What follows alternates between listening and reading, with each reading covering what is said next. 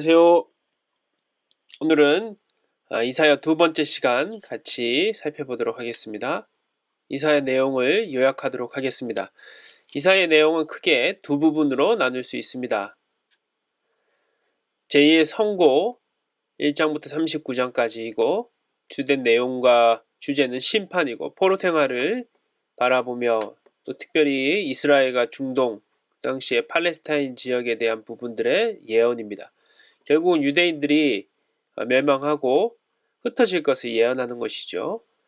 그리고 40장부터 66장은 성도들을 위로하고 평화와 포로 생활 이후에 다시 회복될 것, 그리고 결국은 심판이 아닌 하나님의 은혜 가운데 메시아가 이 땅에 올 것을, 그리고 유대인들이 흩어졌다가 다시 모일 것을 예언하는 이 두 부분으로 이사야는 크게 나눌 수 있습니다. 이사야는 성경 66권의 축소판이라고 얘기합니다. 왜냐하면 이사야 1장부터 39장이지 않습니까? 구약이 39권과 같은 것이죠. 이스라엘 고난과 흩어지고 이 고난으로 흩어지고 지나갈 것을 예언하고, 이사야 40장부터 66장은 27장입니다. 신약 27권과 같죠. 장차 메시아의 영광을 누릴 것을 예언하는 것입니다. 구약과 신약을 상징해서 이사야는 성경 66권의 축소판이라고 얘기하기도 합니다. 그래서 자세히 살펴보면은 대치되는 부분들이 있죠. 이사야 1장의 창세기 제는 창세기의 제의 시작, 34장과 35장의 메시아 왕국은 또 구약의 마지막 부분, 주의 길을 예비하는 부분이 신약의 시작, 그리고 고난받은 메시아가 예수 그리스도, 새하늘과 새 땅이 요한계시록에 나오는 새하늘과 새 땅, 새 예루살렘, 이렇게 정확하게 그리고 성경을 축소하듯이 이렇게 보여주고 있다는 것입니다. 이 두 가지 약속은 각각 신약과 구약을 상응하죠. 그리고 그 정점이 바로 이사야 53장의 그리스도에 대한 예언입니다. 우리는 이사야가 예언한 예수 그리스도, 그 메시아의 영광을 직접 지금 체험하고 누리고 있는 것이죠. 그래서 로마서 8장 18절을 보니까 생각하건대 현재의 고난은 장차 우리에게 나타날 영광과 비교할 수 없도다. 또한 이사야서는 7부분으로 나눠서 볼 수 있는데, 이사야서 36장에서 39장은 그 중간 부분에 히스기야 왕의 역사적인 내용들이 있습니다. 구원받고 질병 또 죄에 대한 그 부분을 빼면은 양쪽이 세 부분으로 서로 대응하면서 상응을 한다는 것이죠. 그래서 살펴보면은 앞에 세 부분이 유다에 대한 심판, 다른 민족에 대한 심판, 또 심판의 주의 날과 축복에 대한 예언, 이 부분이 세 부분으로 나눈다면은 뒷부분은 심판에 대해서 다시 구원, 유다에서 이스라엘의 구원, 다른 민족에 대한 심판에서 인류에 대한 구원, 그리고 축복에 대한 예언이 성취되는 그 부분으로 서로 대칭을 이루고 있는 것이죠. 제가 일과에서 이사야서의 내용과 시대적 배경에 따라서 저자가 다르다는 주장도 있다고 얘기했는데, 또 그에 반대되는 당연히 전통적이고 오래된 통일된 주장인, 또 성경에서도 자주 언급되는 한 명의 이사야가 저자라는 주장도 있는 것이죠. 사실은 대부분의 사람들은 이것을 믿고 있고 우리도 그것을 따르고 있습니다. 또한 사회 사본 등에서 발견된 문체 등의 통일성도 이것을 증명하고 있습니다. 그럼에 따라서 우리는 40장부터 나오는 포로기 이후에 대한 예언들을 그 39장까지 내용과의 한 200년 정도의 시차가 있는 부분들을 이스라엘에 대한 이사야가 직접 본 것이 아닌 이사야 선지자의 예언이고 우리가 성취된 예언을 보고 있는 것이라고 그렇게 살펴봐야 될 것입니다. 이런 관점에서 본다면 이사야는 60년간 사역하다가 남유다 므낫세 왕 때 교회 전승에 의하면 톱시를 당해 순교를 했다고 합니다. 그러니까 그런 주장들도 있고 이런 주장들도 있는데, 정통적인 주장은 이사야에 의해서 이 모든 성경이 쓰여졌다는 그 부분입니다. 이사야의 핵심 주제가 두 가지로 살펴보는데, 첫 번째는 심판을 이기는 은혜입니다. 이사야서는 1장부터 39장과 그 뒷부분 66장까지가 서로 두 부분으로 나눈다고 하지 않았습니까? 39장까지가 심판, 주의 날을 다루고 있죠. 남유다에서 시작해서 주변 민족, 열방으로, 그리고 결국은 심판의 날 대한 부분들을 우리에게 경각심을 주고 두렵게 합니다. 이사야는 이것을 자신의 삶을 드러내지는 않습니다. 예레미야 선지자는 자신의 삶을 드러냄을 통해서 예언을 살펴보고 예언을 했다면 담대히 하나님의 뜻을 전함을 통해서 극대화되죠. 하나님의 진노의 맹렬함과 무서움을 이사야서는 전반부에 자주 언급하고 있습니다. 이사야 9장 12절부터 13절에 보니까 앞에는 아람 사람이요 뒤에는 블레셋 사람이요 점점 확대되는 것이죠. 진노가 그들이 모두 입을 불려 이스라엘을 삼키리라 그럴지라도 여호와의 진노가 돌아서지 아니하며 그의 손이 펴져 있으리라. 그들 백성들이 자기들을 치시는 이에게로 돌아오지 아니하며 만군의 여호와를 찾지 아니하도다.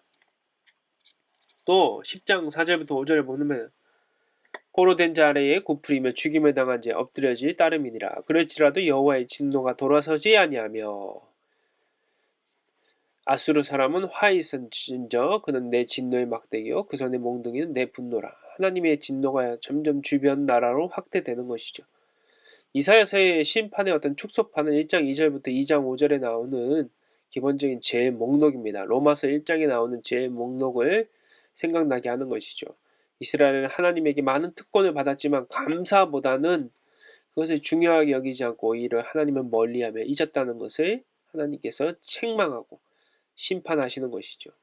그래서 결국은 하나님은 역사의 끝날인 바로 주의 날을 통해서 심판하실 것을 예언합니다. 이사야 7장 8절 18절부터 25절에 보니까 그날에는 여호와께서 애굽 하수에서 그날에는 주께서 하수 저쪽에서 그날에는 사람이 그날에는 청구루에 은청개의 가치가 있는 포도나무가 있던 이렇게 하면서 그날에 겪을 일들을 다루고 있죠.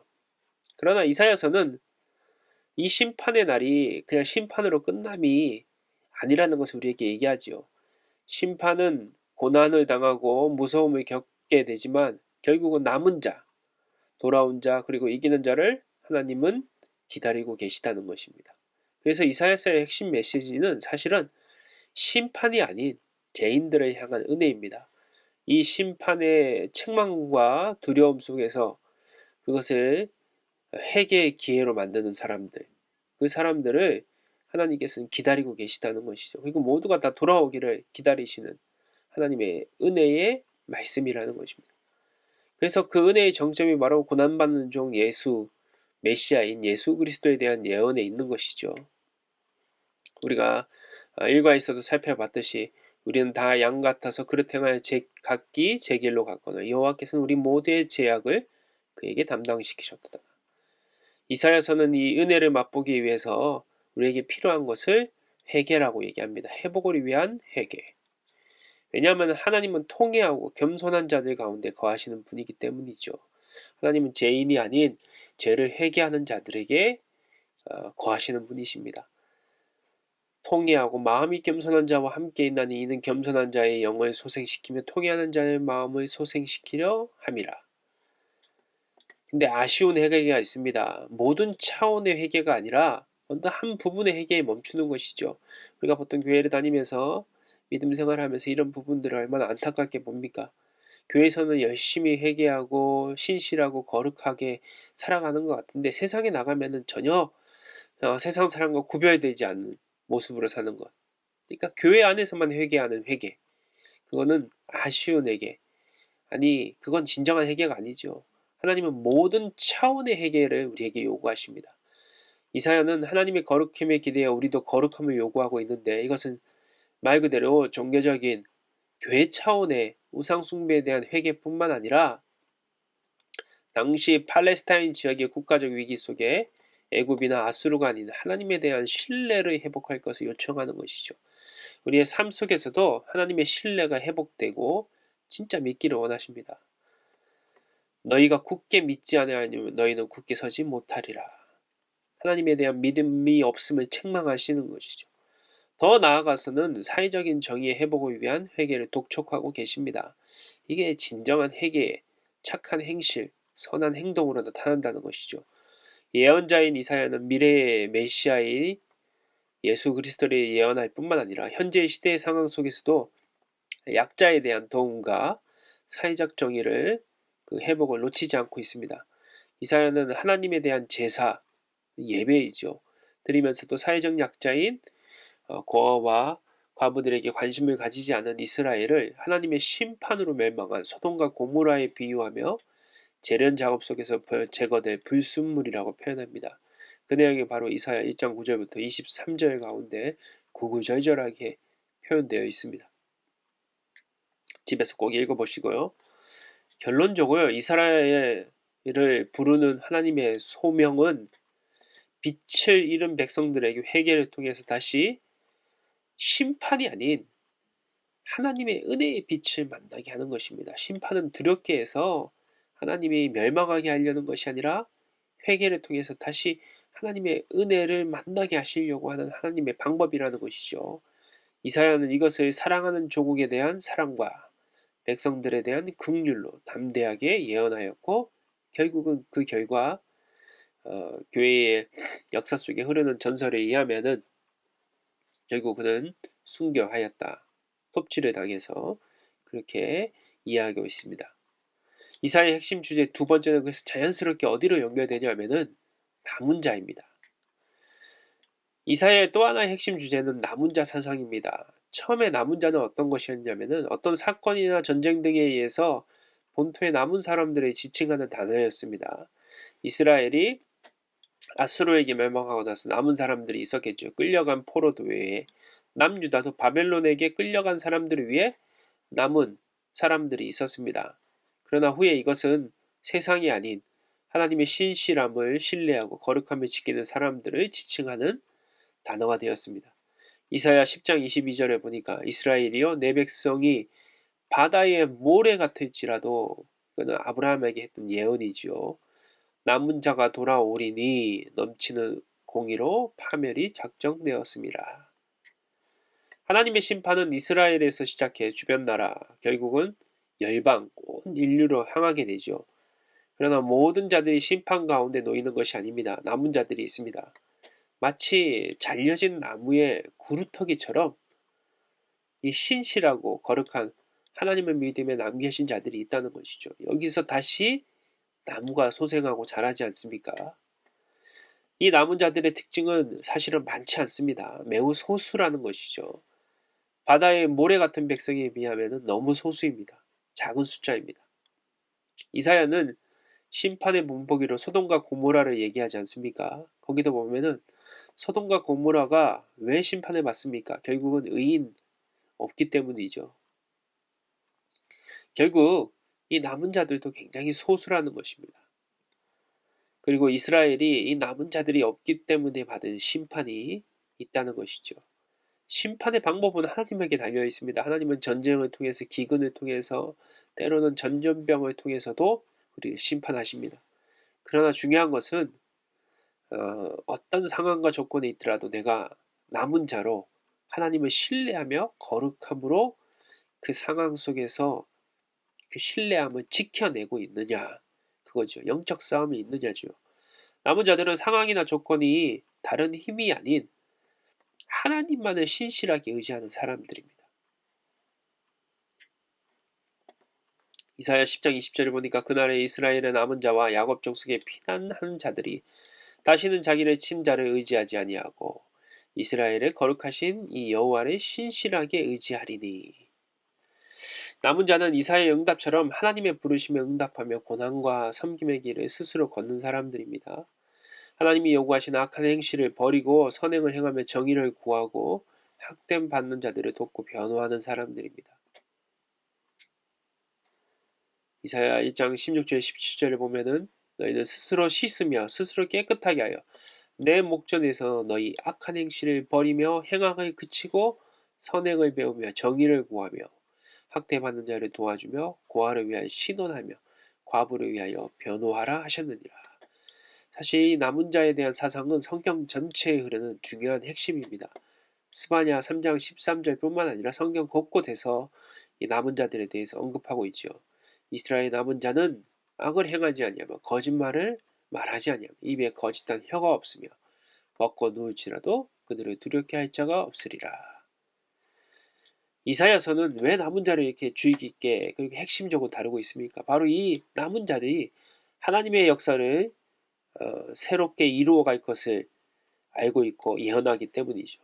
이사야 10장 21절에 보니까 남은 자 곧 야곱의 남은 자가 능하신 하나님께로 돌아올 것이라. 이 남은 자 사상은 이제 신약에 와서 신약 성경에 와서 사도 바울에 의해서 계속 언급되면서 결국은 어떤 시대적인 상황 속에서 사람들 속에서도 하나님께 돌아오는 사람들 바로 그것을 얘기하게 되는 그러니까 믿는 자들을 얘기하죠. 진짜 구원받은 사람들, 구원의 감격이 있는 사람들. 그래서 사도 바울에 의해서 꽃을 피우게 됩니다. 로마서 27장 28절에 보니까 이스라엘을 언급하면서 아까 얘기했던 그 말씀을 그대로 언급하면서 바다의 모래 같을지라도 남은 자만 구원을 받으리니 주께서 땅 위에서 그 말씀을 이루고 속히 시행하시리라 하셨느니라. 로마서 11장 1절부터 5절에 보면은 그러므로 내가 말하노니 하나님이 자기 백성을 버리셨느냐 그럴 수 없느니라. 나도 이스라엘이요 아브라함의 씨에서 난 자여 베냐민 지파라. 사도 바울 자신을 얘기하는 것입니다. 하나님이 그 미리 아신 자기의 백성을 버리지 아니하셨느니 너희가 성경이 엘리야를 가리켜 말한 것을 알지 못하느냐. 그가 이스라엘을 하나님께 고발하되 주여 그들이 주의 선지자를 죽였으며 주의 제단을 헐어버렸고 나만 남았는데 내 목숨도 찼나이다 하니 그에게 대답하신 대답이 무엇이냐. 내가 나를 위하여 바알에게 무릎을 꿇지 아니한 사람 7,000명을 남겨두었으니 그런즉 이와 같이 지금도 은혜로 택하심을 따라 남은 자가 있느니라. 어느 시대 가운데도 항상 하나님을 신뢰하며 남은 자들이 있다는 것입니다. 하나님은 이 남은 자들에게 관심을 가지고 계십니다. 그리고 눈동자같이 지키신다고 하십니다. 여호와께서 그를 항모지에서 짐승이 부르짖는 광야에서 만나시고 호위하시며 보호하시며 자기의 눈동자같이 지키셨도다. 눈은 우리의 신체 가운데 가장 약한 부분이지 않습니까? 하나님은 우리의 약함을 아시고 지켜주시죠. 왜냐하면 그 약하고 부족하지만 하나님을 의지하는 남은 자들에 의해서 하나님의 역사는 이어지기 때문입니다. 하나님은 홍수 때도 남은 자 노아를 통해 새 역사를 쓰셨고 아브라함을 이방인 가운데 부르셔서 그와 그의 후손 이스라엘을 통해 새 역사를 쓰셨습니다. 그리고 지금도 교회와 주님을 따르는 참 그리스도인들을 통해 하나님의 새 역사를 기대하고 계십니다. 오늘 결론적인 내용으로 마무리하고자 합니다. 이사야는 심판을 이기는 은혜를 얘기하고 심판이 초점이 아니라 그 심판을 이기는 하나님의 은혜를 만나라는 것이죠. 심판의 무서움 때문에 좌절하고 절망하고 넘어져서 쓰러지는 것이 아니라 이 두려움 때문에 진짜 하나님을 만나라는 것입니다. 하나님의 은혜가 이 심판을 이긴다는 것이죠. 오늘 우리가 하나님 앞에 기대하고 신뢰할 때 우리의 능력이나 우리의 자격이 아닌 하나님의 은혜로 구원받는 것을 얘기합니다. 결국은 메시아 예수 그리스도를 통한 구원을 얘기하는 것이죠. 그리고 이 은혜를 믿는 진짜 남은 자가 되라는 것이죠. 남은 자는 어떤 사람입니까? 세상에 어떤 사람들이 다 하나님 앞에 멀어지고 하나님의 뜻대로 살지 않고 누가 바라고 인정하지도 않아도 결국은 하나님을 신뢰하기 때문에 거룩함을 지켜내는 사람들입니다. 요즘에 코로나19 기간 동안에 많은 사람들이 이 실시간 예배를 드리고 또 때로는 예배를 드리지 않고 자신의 삶 가운데 그냥 하나님이 아닌 자기의 편안함을 위해서 만족하며 살아가고 있습니다. 근데 결국 그것이 무엇입니까? 그 가운데 우리가 볼 때는 이 현실 가운데 사실은 여러 가지 절망들이 있겠지만 앞으로 교회가 어떻게 될지 정말 믿음의 사람들이 얼마나 많이 줄어들지 막 걱정과 두려움들이 있죠. 그러나 정말 중요한 것은 무엇입니까? 하나님은 이 가운데도 남은 자들을 남겨두셨고 그 남은 자들을 통해 새 역사를 쓰실 것입니다. 오늘 우리가 이 남은 자 진짜 그리스도인들이 되기를 바랍니다. 그것을 오늘 이사야서는 요구하고 계시고 바라고 계시다는 것입니다. 오늘도 주님의 은혜 가운데 승리하시기 바랍니다. 이제 다음 시간은 새해네요. 새해 2011년 1월 5일 화요일에 만나겠습니다. 미리 새해 인사도 하겠습니다. 새해 복 많이 하나님의 큰 은혜가 또 평강이 충만하시기를 주님의 이름으로 기도합니다. 다음 시간에 만나겠습니다. 안녕히 계세요.